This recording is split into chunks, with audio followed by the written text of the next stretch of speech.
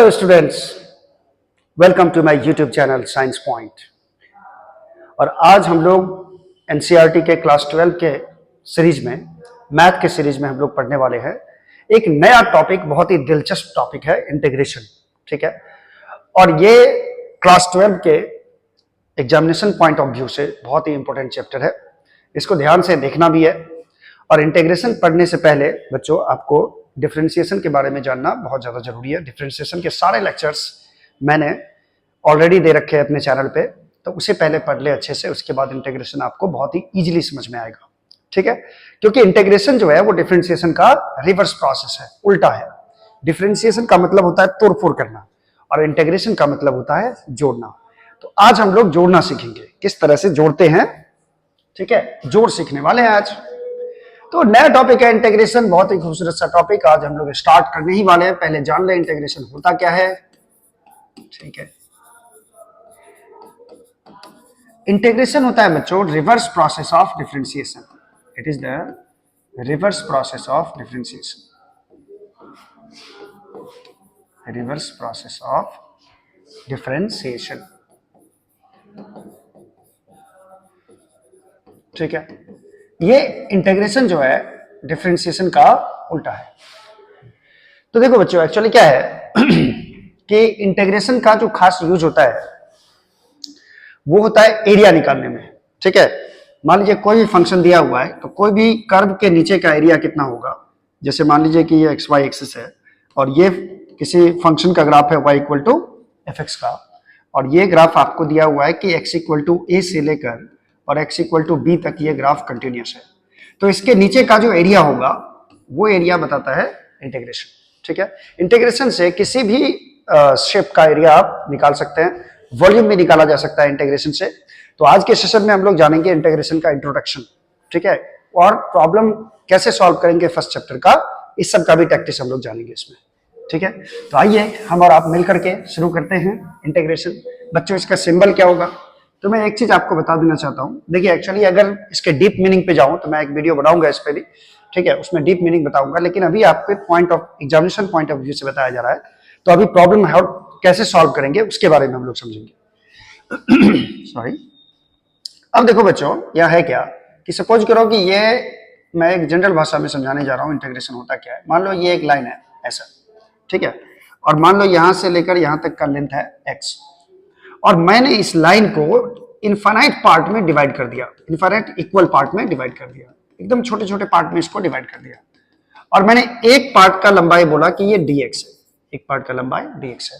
अब मैं आपको बोलूं कि dx dx dx dx dx dx जोड़ते जाए, कहां तक, a से लेकर b तक।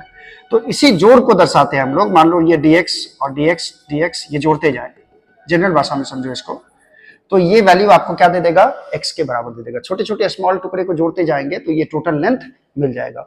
इसी को हम लोग दर्शाते हैं बच्चों, dx एक बार लिखेंगे और यहाँ पे ये साइन दे देते हैं, ये साइन है इंटीग्रेशन का। ठीक है, और इसके बदले हम लोग लिख देते हैं x। और कोई एक कांस्टेंट टर्म भी आता है इसमें, आगे जानेंगे कांस्टेंट टर्म क्या है ये। इसको आर्बिट्रेरी कांस्टेंट कहा जाता है। ठीक है, या इंटीग्रेशन कांस्टेंट हम लोग बोलते हैं। तो मेन मीनिंग इंटीग्रेशन का यही है, जो बेसिक मीनिंग है वो आप ये समझ सकते हैं।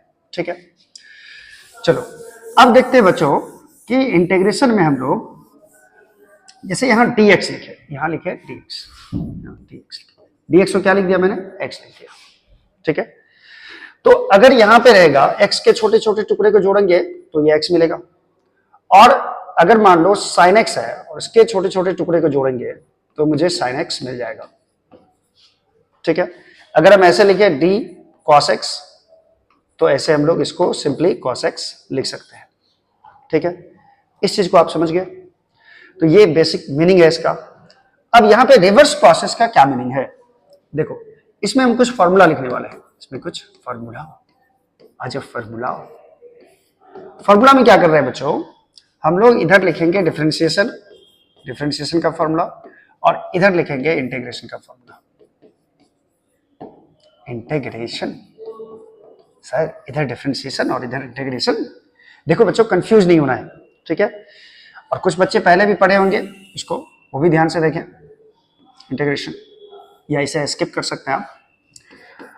अच्छा, अब यहां पे बच्चों देखो, सबसे पहला फॉर्मूला मैं लिखने जा रहा हूं साइन एक्स का differentiation, sine x D sine x by D x. Sir इतना बड़ा ब्रैकेट यहां दीजिए, देखो यहां कुछ मीनिंग है, इसको समझना जरा। तो डी कॉस साइन एक्स का डिफरेंशिएशन कितना होता है, कॉस एक्स होता है। अगर हम कांस्टेंट टर्म इसमें कुछ जोड़ दे, जैसे साइन एक्स प्लस 2, तो इसका भी डिफरेंशिएशन कॉस एक्स ही होगा। क्यों? क्योंकि सी का डिफरेंशिएशन क्या हो जाएगा, 0 हो जाएगा। ठीक है, तो साइन एक्स का भी डिफरेंशिएशन होता है cos x, और साइन एक्स प्लस सी का भी डिफरेंशिएशन क्या होगा, cos x होगा। ठीक है, इस चीज को समझो जरा, यानी साइन एक्स का डिफरेंशिएशन है cos x। क्लियर है? अब देखो इसको मैं बाद में लिखता हूं, ठीक है, पहले इसको देख लेते हैं। साइन एक्स का differentiation with respect to x, ये क्या है, cos x है। ठीक है, तो रिवर्स प्रोसेस का क्या मतलब होता है बच्चों, समझना। साइन एक्स का अगर डिफरेंशिएशन cos x है, तो cos x का इंटीग्रेशन हो जाएगा sin x, cos x का इंटीग्रेशन हो जाएगा sin x। अब इसे लिखेंगे कैसे, तो cos x का इंटीग्रेशन होगा किसके रिस्पेक्ट में, x के रिस्पेक्ट में, तो यहां dx लिखते हैं। ठीक है, और इसका इंटीग्रेशन के साइन को ऐसे लिखते हैं, इसका इंटीग्रेशन हो जाएगा बच्चों क्या, sin x। उल्टी बात समझना, ठीक है, उल्टे बात को समझना।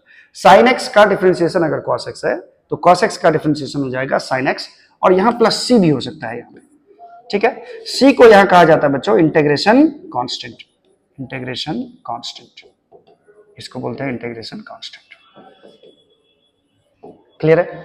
और या इसी को बोलते हैं हम लोग आर्बिट्रेरी कांस्टेंट, आर्बिट्रेरी कांस्टेंट।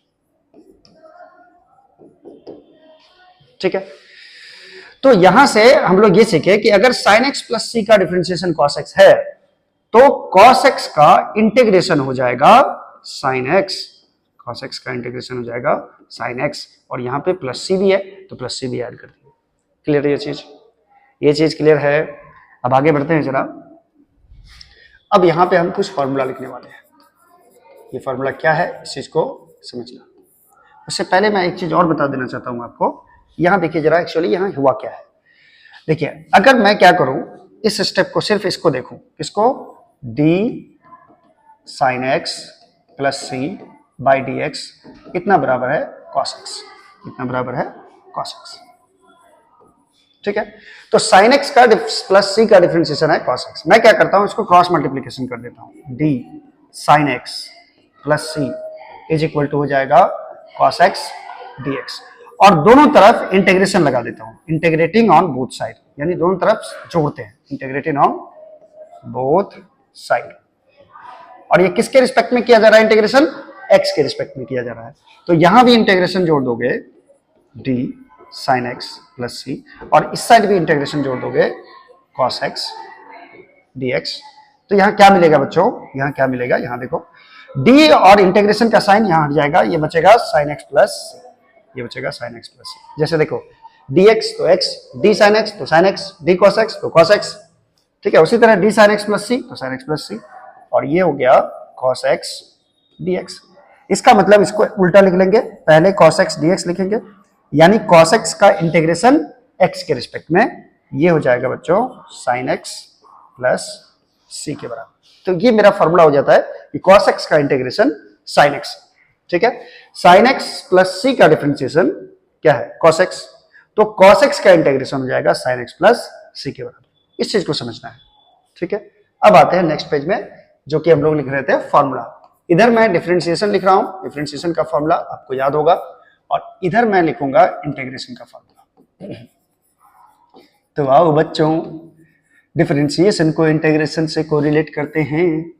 सबसे पहला फॉर्मूला देखो बच्चों, sin x प्लस सी का, sin x प्लस सी का डिफरेंशिएशन होता है cos x। इधर आपको क्या लिखना है इंटीग्रेशन में, ये देखिए, पहले ये वाला टर्म लिखना है आपको, sin x प्लस सी का डिफरेंशिएशन है cos x, तो cos x का इंटीग्रेशन किसके रिस्पेक्ट में, x के रिस्पेक्ट में, ये हो जाएगा sin x प्लस सी के बराबर, sin x प्लस सी के बराबर। दूसरा देखो बच्चों, cos x प्लस सी का, cos x प्लस सी का डिफरेंशिएशन होता है, जैसा कि हम लोग जानते हैं, ये माइनस sin x होता है।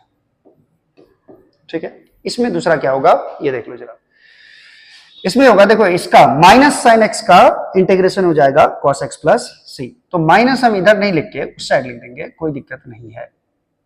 साइन एक्स का integration with respect to X हो जाएगा cos x प्लस सी में हम माइनस यहाँ लगा देते हैं माइनस cos x प्लस सी। इस साइड लगाओ चाहे इस साइड लगाओ कोई फर्क नहीं पड़ेगा। अब कितना बच्चा सोच रहा होगा ये माइनस सी कर दिया सर, तो देखो बच्चों कोई भी कांस्टेंट टर्म है, ठीक है, तो उसको हम लोग कुछ भी लिख सकते हैं, मतलब लेकिन होना चाहिए मीनिंग टू ही। जैसे टू कांस्टेंट टर्म है तो इसको आप √4 लिख सकते हो, इसको लिख सकते हो 6/3, ठीक है, तो तब भी तो ये कांस्टेंट ही रहेगा ना, समझ रहे बात को, इसीलिए वहां पे माइनस नहीं लगा है। और देखिए जरा थर्ड नंबर क्वेश्चन, ये थर्ड नंबर फॉर्मूला, सॉरी। अच्छा 10x का डिफरेंशिएशन हम लोग जानते हैं 10x प्लस सी। 10x का डिफरेंशिएशन होता है sec²x, ठीक है, तो इधर हम लोग बच्चों क्या लिखेंगे sec²x का इंटीग्रेशन हो जाएगा 10x प्लस सी। तो sec²x ऐसे लिख दिया मैंने, sec²x, उसका इंटीग्रेशन किसके रिस्पेक्ट में, x के रिस्पेक्ट में, ये क्या हो जाएगा 10x प्लस सी। हम कुछ नहीं कर रहे हैं, इधर वाले टर्म को LHS में लिख रहे हैं और LHS वाले टर्म को RHS में लिख रहे हैं। ध्यान से देखो 4 नंबर फॉर्मूला देख लो। cot x का डिफरेंशिएशन हम लोगों ने पढ़ा था, cot x का डिफरेंशिएशन, cot x प्लस सी कर दो यहाँ पे, cot x का भी और cot x प्लस सी का भी तो सेम ही आएगा, माइनस cosec²x, माइनस cosec²x। तो अब इधर आप क्या लिखोगे, cosec² का इंटीग्रेशन हो जाएगा, cosec² का इंटीग्रेशन ये हो जाएगा, इधर माइनस लगा दो, minus cot x plus C. Clear है? तो अब मैं डिफरेंशिएशन नहीं लिखूंगा, डायरेक्टली इंटीग्रेशन का फॉर्मूला मैं लिखते जाता हूं। चलो आपसे पूछता भी है और मैं लिखते भी जाता हूं। जैसे 10x हो गया, cot x हो गया, sec x का सोचो, sec x का डिफरेंशिएशन होता है sec x इंटू 10x। तो जो डिफरेंशिएशन है उसको पहले लिखो, sec x का डिफरेंशिएशन होता है sec x इंटू 10x, तो इसका इंटीग्रेशन हो जाएगा बच्चों x के रिस्पेक्ट में sec x प्लस सी, सी जोड़ देना आपको। इसको बोलते हैं हम लोग इंडेफिनिट इंटीग्रेशन। एक्चुअली में ये जो इंटीग्रेशन है ये इंडेफिनिट इंटीग्रेशन है। डेफिनिट की भी चर्चा होगी आगे, ठीक है। ये 5 नंबर फॉर्मूला हुआ। अब 6 नंबर फॉर्मूला देखो, चलो sec x का डिफरेंशिएशन होता है sec x इंटू 10x। तो sec x इंटू 10x को पहले लिखे, बाद में इसको। अब सोचो sec के बाद 10 हो गया, cot हो गया, sec, cosec x का क्या होता है, cosec x का इंटीग्रेशन होता है minus cosec x into cot x। तो इसको पहले मैं लिख दूं cosec x into cot x को पहले लिखेंगे, इसका इंटीग्रेशन x के रिस्पेक्ट में, ये हो जाएगा बच्चों माइनस cosec x प्लस सी। चलो उल्टा काम करते जा रहे हैं हम लोग, ठीक है।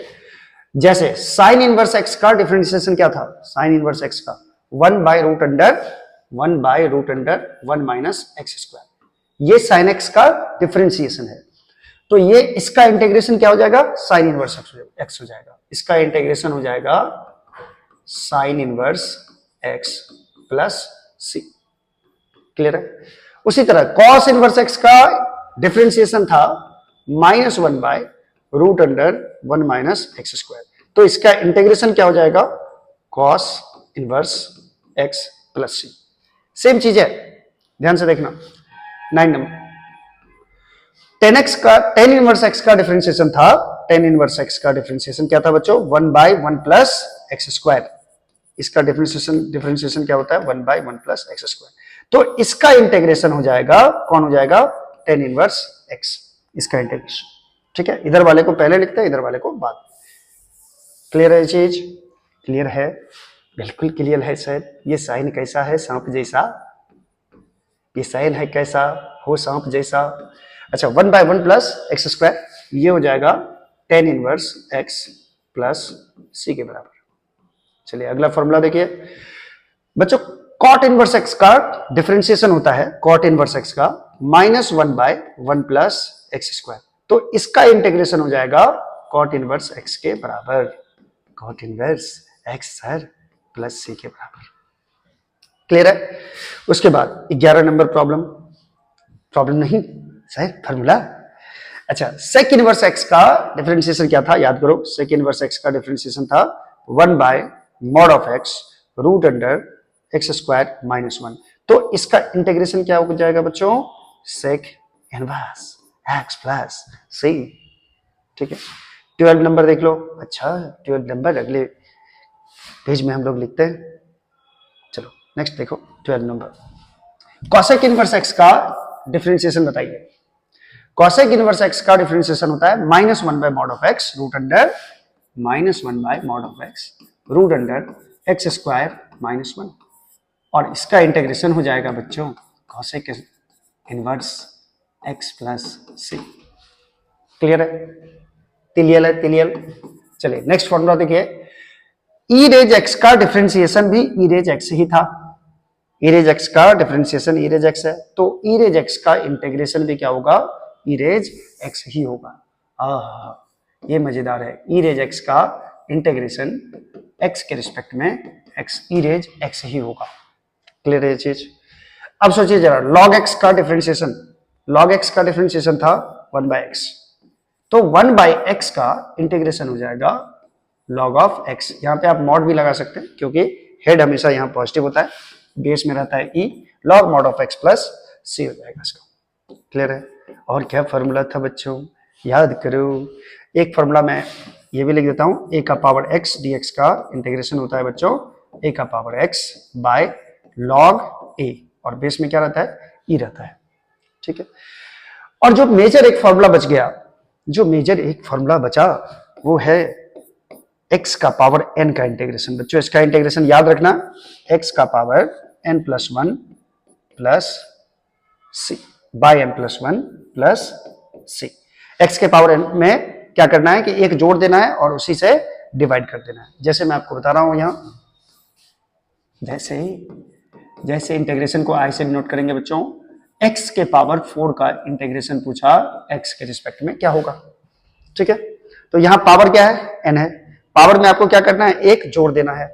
तो जोड़िए जरा, 4 में एक जोड़िए, पावर में कितना हो जाएगा 5, और बट्टा जिस उसी पावर से आपको डिवाइड कर देना है, जो आपको जोड़ के आया 5, उसी 5 से आपको डिवाइड कर देना है, और यहां c लिखना मत भूलना। ठीक है? उसी तरह बच्चों देखो जरा, i इक्वल टू अगर रहेगा x का पावर 3/2 dx, इसका इंटीग्रेशन पूछेगा। ठीक है? तो इसका सॉल्यूशन मैं साथ में ही कर देता हूं। तो आपको कुछ नहीं करना है, x के पावर 3/2 में पावर में एक जोड़ना है, और जो पावर में है उसी को यहां पुट कर देना है, 3/2 प्लस 1। क्लियर है? क्लियर है?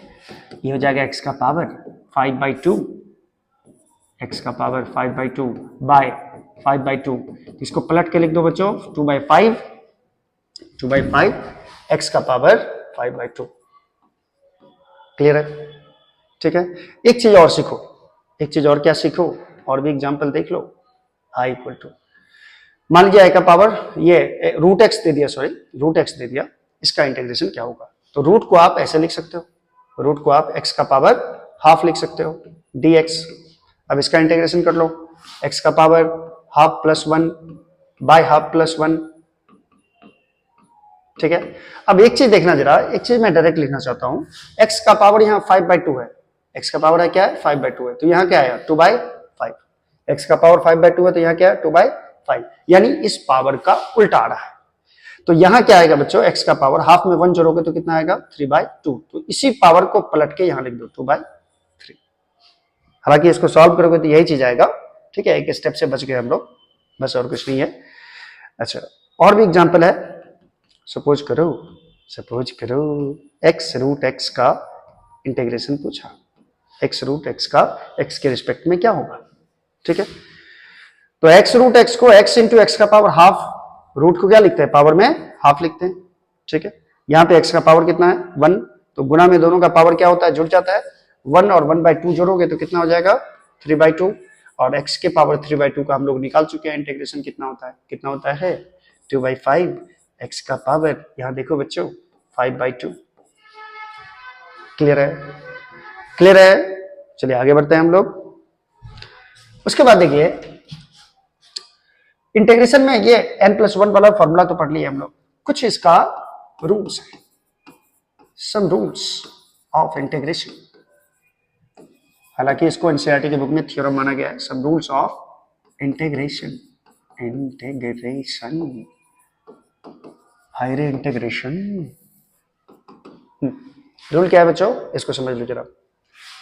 तो इसको आप एग्जाम्पल से ही समझ सकते हो। एग्जाम्पल क्या है, देखो अगर मान लो आपको इंटीग्रेशन दे दिया cos x और इसके साथ लगा दिया, या मान लो 4 दे दिया और e का पावर x दे दिया, इसका इंटीग्रेशन बोला करने के लिए। ठीक है, तो देखो 4 क्या है यहाँ पे, कांस्टेंट टर्म। तो बच्चों कांस्टेंट टर्म को आप इंटीग्रेशन के बाहर ले जा सकते हो। 4 को मैंने बाहर ले गया और e का पावर x का इंटीग्रेशन कर डाला। ठीक है, तो e का पावर x का इंटीग्रेशन e का पावर x ही होता है, और इसमें c जोड़ना नहीं भूलना है, प्लस c। यानी कांस्टेंट टर्म को हम क्या कर सकते हैं, बाहर निकाल सकते हैं। कहने का मतलब ये है। और भी एग्जांपल देख लो। सपोज कीजिए 3/x है, dx है, तो 3 कांस्टेंट टर्म है, 3 को आप बाहर निकाल लें तो यहां बचेगा 1/x dx। और 1/x का मैंने फॉर्मूला बताया बच्चों, कितना होता है, ये 1/x का होता है log mod of x plus c। Clear है, ये चीज क्लियर है, बिल्कुल क्लियर है। अब रूल देखो जरा, रूल कितना आसान हो जाता है। अगर मान लीजिए आपको दे दिया i बराबर k और यहां दे दिया fx, k इंटू fx, और fx का इंटीग्रेशन करने के लिए बोला, k fx का इंटीग्रेशन करने के लिए बोला, तो ये क्या होगा, देन हम लोग i बराबर लिख सकते हैं, k कांस्टेंट टर्म है तो इसको बाहर निकाल लीजिए और इसका इंटीग्रेशन कर डालिए। और सपोज करो स्मॉल f है यहाँ पे, fx का इंटीग्रेशन सपोज करो कितना आया, fx plus c, capital F लिख दी, कोई दिक्कत नहीं है। इसको आप ऐसे लिख सकते हो, या k fx प्लस c भी आप इसको लिख सकते हो। ठीक है, ये रूल है। और यहाँ पे k क्या है बच्चों, k कोई भी कांस्टेंट टर्म है, याद करना, वेरिएबल नहीं होना चाहिए। कोई भी कांस्टेंट टर्म को आप बाहर निकाल के इंटीग्रेट आप कर सकते हैं। चलिए सेकंड रूल देखिए क्या है, रूल नंबर 2। ये तो रूल है। ठीक है, रूल 2 कहता है कि अगर आपके पास दो फंक्शन है अलग अलग, यानी रूल 2 कहता है यदि आपको fx भी दिया है, gx भी दिया है, ux भी दिया है, बहुत सारा फंक्शन दिया मान लो, तो सपोज करो मान लो यहां दो फंक्शन मान लिया, fx प्लस gx को x के रिस्पेक्ट में इंटीग्रेट करना है, तो आप क्या करना, fx को भी इंटीग्रेट करना x के रिस्पेक्ट में, यानी fx का भी इंटीग्रेशन होगा x के रिस्पेक्ट में, प्लस यहां माइनस भी डाल सकते हो, कुछ भी रहे, प्लस रहे चाहे माइनस रहे, जो साइन रहेगा वो यहां डाल देंगे। इसका भी इंटीग्रेशन कर सकते हो और gx का भी इंटीग्रेशन अलग से आप कर सकते हो, gx का इंटीग्रेशन x के रिस्पेक्ट में, और यहाँ क्या हो जाएगा इंटीग्रेशन। समझो बात को, ठीक है, ये समझा। जैसे एग्जांपल के लिए मैं दे दूं, अगर मान लीजिए आपको इसको सॉल्व करने के लिए बोला, इंटीग्रेशन e का power x plus cos x dx, ऐसे बोला, इसको सॉल्व करने के लिए बोला, तो आप क्या करोगे, e का पावर x का भी इंटीग्रेशन करोगे x के रिस्पेक्ट में, और cos x का भी इंटीग्रेशन करोगे cos x के रिस्पेक्ट में, cos x का भी इंटीग्रेशन होगा। अब चलो e का पावर x का e का पावर x ही होगा, प्लस इसमें कोई भी कांस्टेंट टर्म जोड़ सकते हो, मान लो हम k1 जोड़ दिए, और इसका इंटीग्रेशन हो जाएगा cos x का sin x, जानते हो सर माइनस साइन x, नहीं माइनस साइन x डिफरेंशिएशन होता है, cos x का इंटीग्रेशन हो जाएगा sin x। अब आप इसको ऐसे लिख सकते हो, e का power x plus sin x, और यहां लिख सकते हैं k1 प्लस k2, ये k1 प्लस k2 दोनों कांस्टेंट है, तो कांस्टेंट और कांस्टेंट को जोड़ोगे बच्चों तो कोई ना कोई कांस्टेंट टर्म ही मिलेगा। ठीक है, तो इस k1 प्लस k2 को हम c मान लेते हैं। ठीक है, जैसे दो कांस्टेंट टर्म है, चार कांस्टेंट टर्म है, तो जोड़ के कुछ मिलेगा 6, तो 6 भी क्या है, कांस्टेंट टर्म ही है। ठीक है, यानी आप डिफरेंट इसका इंटीग्रेशन अलग अलग कर सकते हो। चलो आगे बढ़े चलो। चलिए रूल नंबर 3 क्या है बच्चों, इसको समझ लो।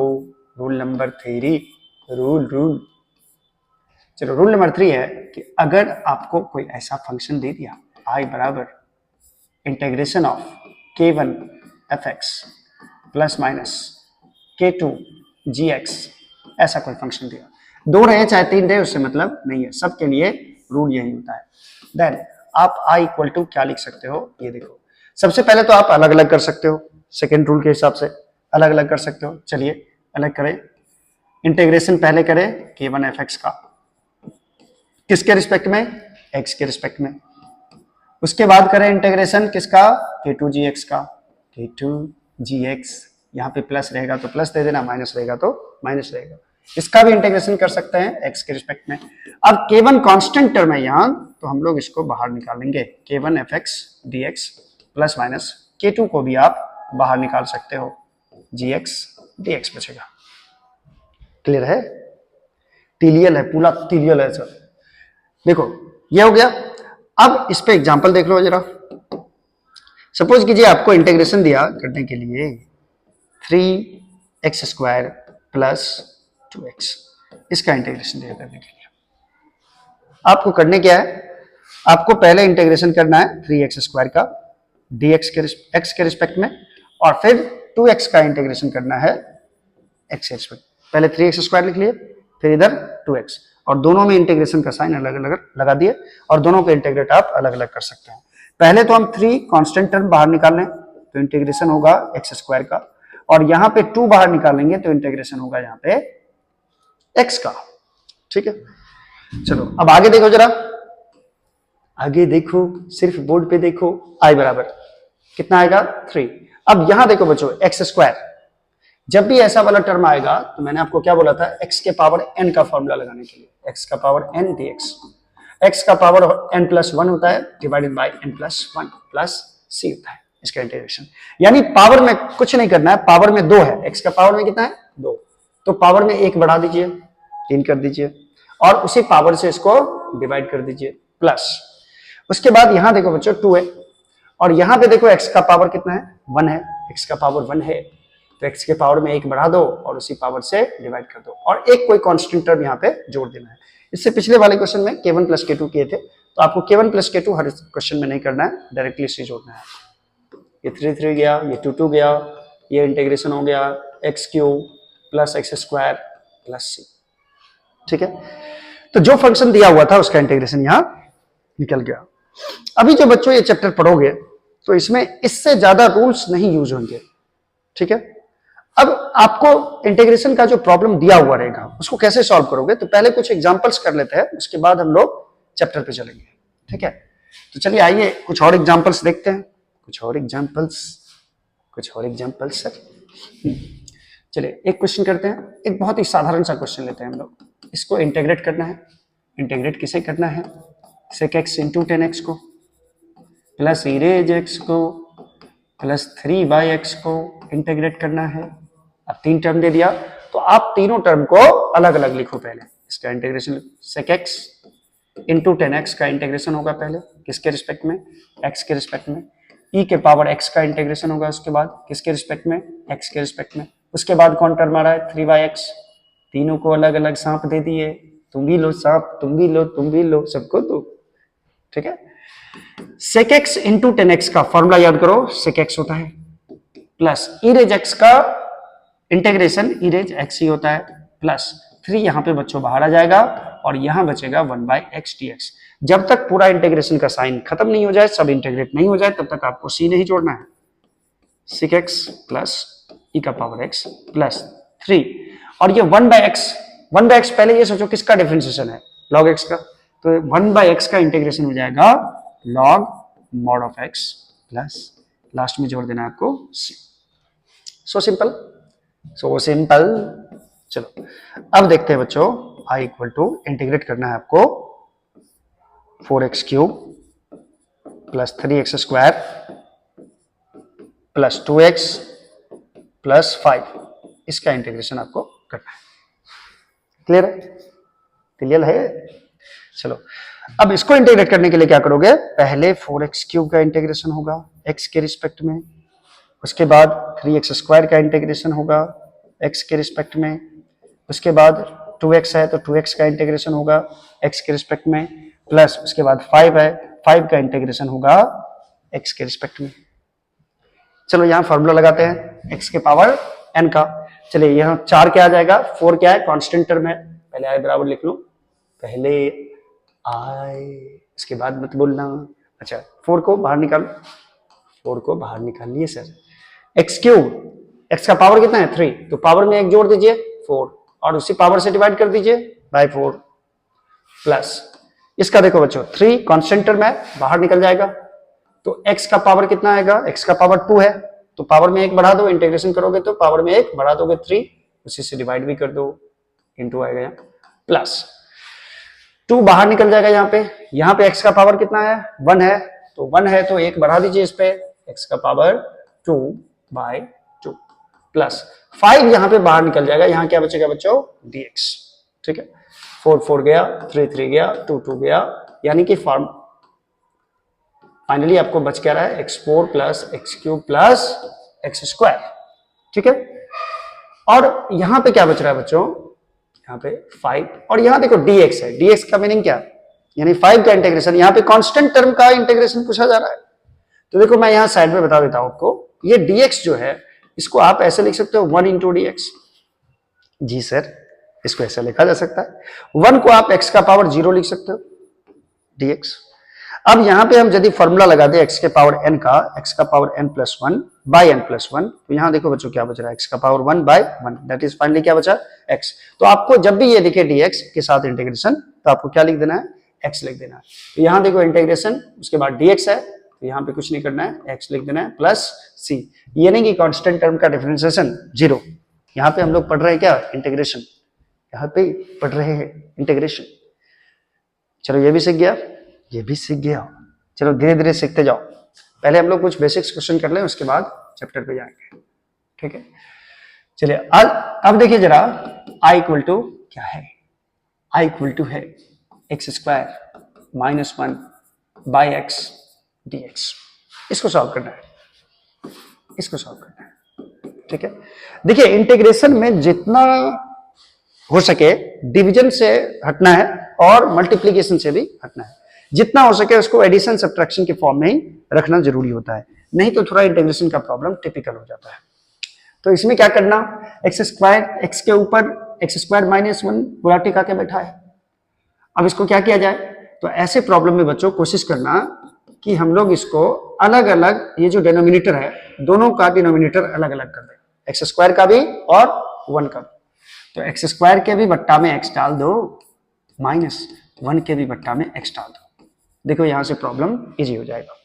ठीक है, तो यहां x एक कट जाएगा, तो फाइनली आपको क्या बच रहा है x minus 1 by x dx, ये बच रहा है। अब हम इसे अलग अलग कर सकते हैं, x का इंटीग्रेशन अलग कर लें x dx, और माइनस 1 बाई x का इंटीग्रेशन अलग कर लें, 1 बाई x का इंटीग्रेशन अलग कर लें। x का इंटीग्रेशन बच्चों क्या हो जाएगा, x का पावर कितना है 1 है, तो x का पावर हो जाएगा 2 divided by 2, minus 1 by x का इंटीग्रेशन डायरेक्ट फॉर्मूला है log x ac, और प्लस में क्या जोड़ देना है c, ये फाइनल आंसर हो जाएगा। क्लियर है, क्लियर है जी सर, क्लियर है। चलिए अगला क्वेश्चन देखिए बच्चों, एकदम सिंपल सा क्वेश्चन है। यहां x² minus x plus 1 by root x dx, इसका इंटीग्रेशन करना है। इसमें भी क्या करना है आपको, इसमें भी आपको अलग अलग कर लेना है। अलग अलग कैसे करे सर, सबका बट्टा रूट x कर दो, x² का भी बट्टा रूट x कर लो, x का भी बट्टा रूट x कर लो, प्लस 1 का भी बट्टा रूट x कर लो, अलग अलग रूट x कर लीजिए। जी सर मैंने कर लिया।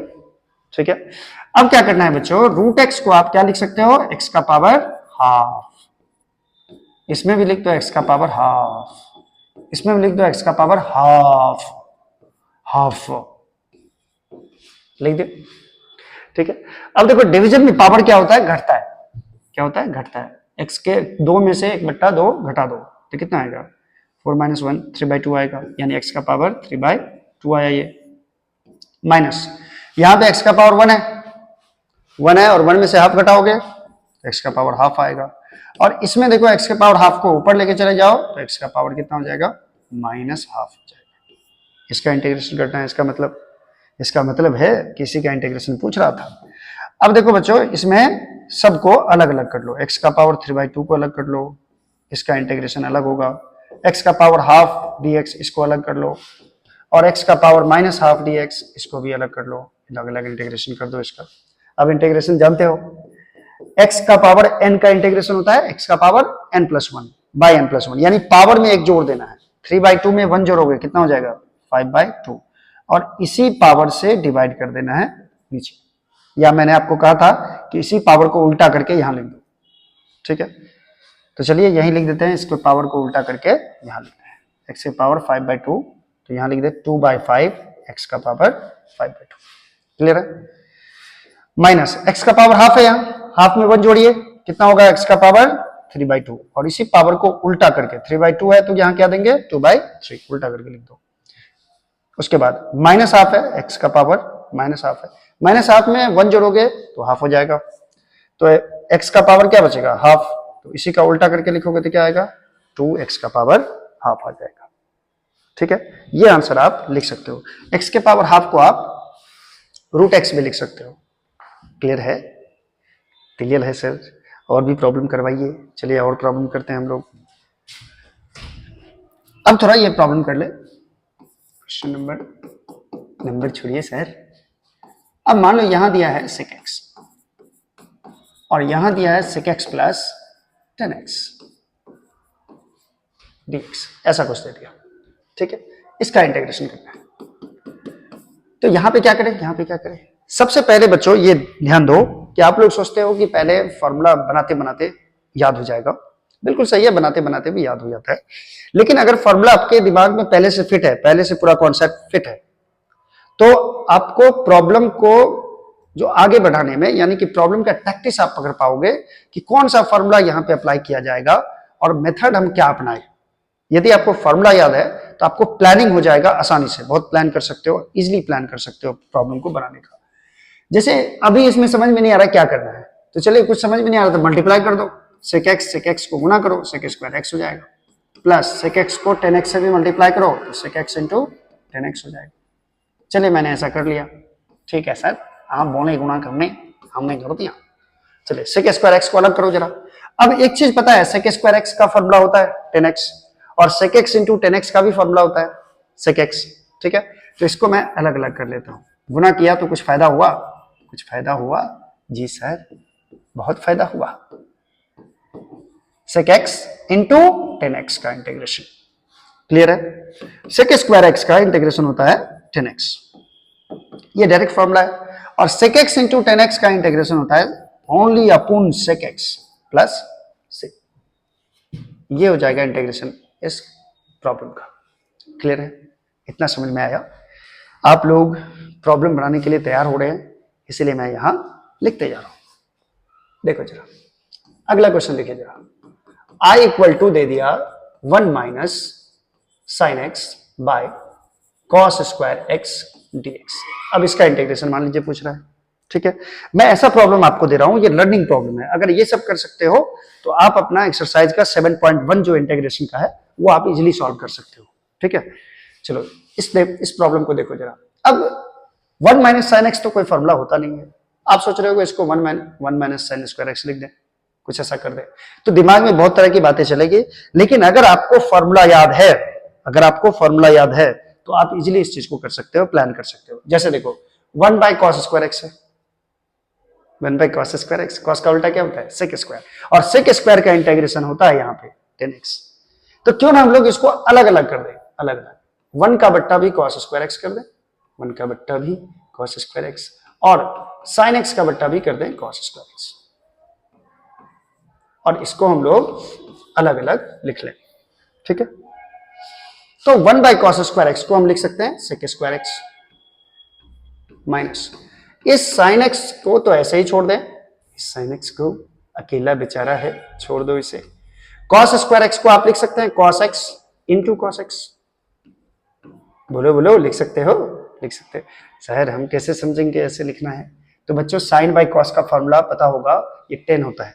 साइन बाय कॉस क्या होता है? 10 होता है। अब देखो जरा, इसी से मिलता जुलता ये क्वेश्चन हो जाएगा। यहां बचा सेक स्क्वायर एक्स, ठीक है, और साइन बाय कॉस को मैं क्या लिख सकता हूं 10x, और 1 बाय कॉस, ये कॉस का उल्टा, कॉस को ऊपर लिखे तो क्या लिखेंगे सेक एक्स। देखिए ये सेम प्रॉब्लम हो गया, ऐसा सेम इस तरह का प्रॉब्लम हो गया। तो ये हो जाएगा बच्चों, ये कितना हो जाएगा सर? इसके बाद क्या करेंगे, सेक स्क्वायर एक्स को अलग इंटीग्रेट करेंगे और सेक एक्स इंटू 10x को अलग इंटीग्रेट करेंगे, सेक एक्स इंटू 10x dx। ठीक है, तो चलिए सेक स्क्वायर एक्स का इंटीग्रेशन होता है 10x, और minus sec x into 10x का इंटीग्रेशन होता है सेक एक्स, और लास्ट में क्या जोड़ देना है, सी। सी नहीं छूटे, सी नहीं छूटे, ये देखते रहना है। चलिए ये हो गया, ये लर्निंग प्रॉब्लम है। चलिए नेक्स्ट प्रॉब्लम देखिए जरा। Next problem question, x cube minus x square minus x plus 1, और यहां पे बच्चों नीचे है x माइनस 1। अब इसको इंटीग्रेट करना है, i इक्वल टू ये दिया हुआ है, ठीक है। चलिए इसको सॉल्व करते हैं, इसको सॉल्व करते हैं। i इक्वल टू, सर क्या करें, सबका बट्टा अलग अलग कर दें? बट्टे की बात मत करो। देखिए अगर अलग अलग करने से कोई फर्क नहीं पड़ रहा है, जैसे मान लीजिए x cube by x minus 1 करें, इसमें हम कुछ नहीं कर सकते, क्या करें, कटेगा भी नहीं एक्स, ठीक है। तो जब अलग अलग करने की बारी आप सोचे और नहीं होगा, अलग अलग करने से भी काम नहीं बन रहा है, तो आप नीचे वाले टर्म को एलिमिनेट करने की कोशिश करो। नीचे वाले टर्म को किसी तरह सोचो कि ये एक्स माइनस 1 हट जाए, ये बलाटल है। क्योंकि देखो जितना ऊपर में फंक्शन रहेगा उसका इंटीग्रेशन करना इजी हो जाता है। आप आगे भी देखोगे बहुत सारे ऐसे रूल्स आएंगे जो नीचे वाले टर्म को ऊपर शिफ्ट करना होता है या किसी भी तरह उसको एलिमिनेट करना होता है, ताकि हम लोग इजिली इसका इंटीग्रेशन कर सकें। तो x माइनस 1 तो तभी हट सकता है जब इसमें कोई फैक्टर आए, x माइनस 1 फैक्टर है। तो चलिए इसका गुणनखंड करते हैं, फैक्टराइजेशन करते हैं। अगर इस दोनों में हम एक्स स्क्वायर कॉमन ले लें, एक्स स्क्वायर कॉमन ले लें, तो इसमें बच्चों क्या बचेगा, इसमें बचेगा x माइनस 1। और इस दोनों में भी अगर माइनस 1 कॉमन ले लें हम, तो इसमें बचेगा x माइनस 1, बाय हो जाएगा x माइनस 1 dx। अब देखो दोनों में कॉमन आ गया x माइनस 1, दोनों में कॉमन x माइनस 1, और इसमें भी आ गया एक्स स्क्वायर माइनस 1 आ जाएगा, x माइनस 1 कॉमन आएगा डिवाइडेड बाय x माइनस 1। अब देखो ये गया भला टली, भला टली तो बच्ची क्या बच्ची है, एक्स स्क्वायर माइनस 1 छोटी बच्ची है क्या, देखो ये आ गया। अब एक्स स्क्वायर का इंटीग्रेशन अलग कर दो और माइनस 1 का इंटीग्रेशन अलग कर दो। तो 1 लिखो, चाहे 1 इंटू डी एक्स लिखो या डी एक्स लिखो, एक ही बात है, ठीक है। आई इक्वल टू कितना हो जाएगा बच्चों, बच्चों एक्स स्क्वायर यानी एक्स का पावर 2 है, क्या करते हैं हम लोग एक्स के पावर में 1 बढ़ा देते हैं और उसी पावर से डिवाइड कर देते हैं। माइनस dx का इंटीग्रेशन क्या बताया था मैंने, dx का इंटीग्रेशन नहीं होता है, 1 का इंटीग्रेशन होता है x के रिस्पेक्ट में, ठीक है, x होता है प्लस c।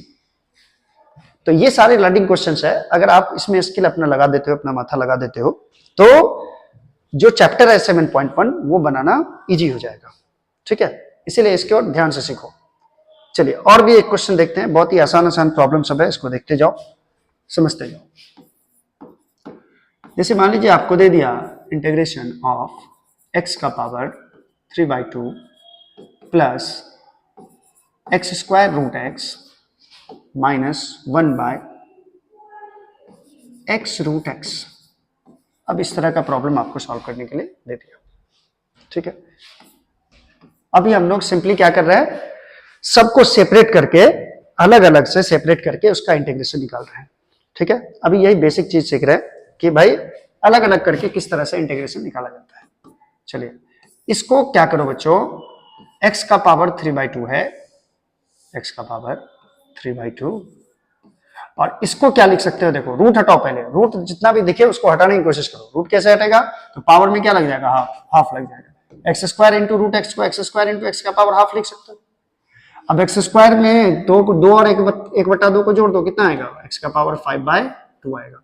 तो finally X square root X को आप लिख सकते हैं एक्स का पावर 5/2, क्योंकि यहाँ रूट एक्स का मतलब एक्स का पावर हाफ है, हाफ और 2 जोड़ोगे तो 5/2 आ जाएगा, -1 बाय। सेम काम यहाँ भी करना है आपको, रूट एक्स का मतलब क्या है, हाफ, और यहाँ पावर कितना है 1, तो 1 में हाफ जोड़ दो, कितना आ जाएगा 3/2। इसका इंटीग्रेशन कर लो। अब देखो अलग अलग करने से बहुत फायदा बनेगा, देखते हैं अलग अलग करके।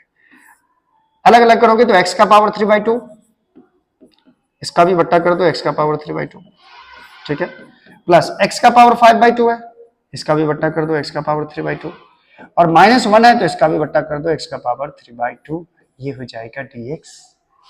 क्लियर है, तिलियल पूरा तिलियल है तल। चलो अब देखो ये दोनों कैंसिल हो जाएगा, 1 बचेगा, चलो इसके बदले मैंने लिख दिया 1, और यहां देखो बेस सेम है x, तो पावर क्या होगा, भागा में क्या होता है, पावर घटता है, तो 5/2 में से 3/2 घटा दो, 2/2 यानी 1 बचेगा, x का पावर 1। उसके बाद है माइनस का साइन बच्चों, माइनस का साइन मैंने दे दिया। x के पावर 3/2 को ऊपर लिखो, x का पावर -3/2 dx।